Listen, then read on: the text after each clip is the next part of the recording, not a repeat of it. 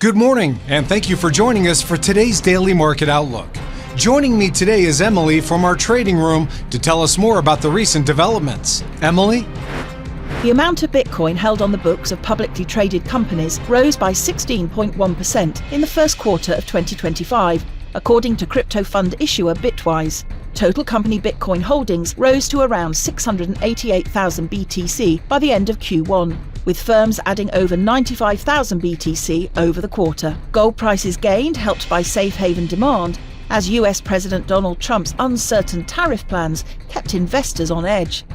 The price of gold, a safe haven during times of political and financial uncertainty, has risen over 23% so far in 2025 and scaled multiple record highs. The International Energy Agency on Tuesday sharply cut its forecast for the growth in global oil demand this year due to escalating trade tensions, a day after a similar move by producer group OPEC.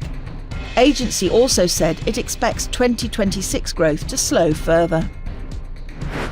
The sterling-dollar pair saw moderate gains in the last session. The MACD is giving a positive signal. The Bitcoin-dollar pair saw moderate losses in the last session. The Williams indicator is giving a positive signal. The Aussie-dollar pair saw moderate gains in the last session. The CCI is giving a positive signal. The dollar-yen pair traded sideways in the last session. The CCI is giving a positive signal. In the days ahead, the economic calendar will include essential updates and key data releases.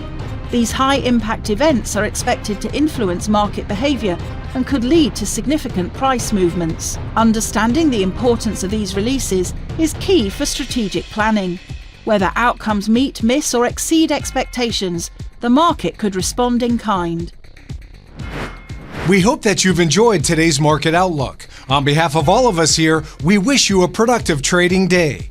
Be sure to log in tomorrow morning for the latest news and events from the financial markets. Your trusted choice in online trading.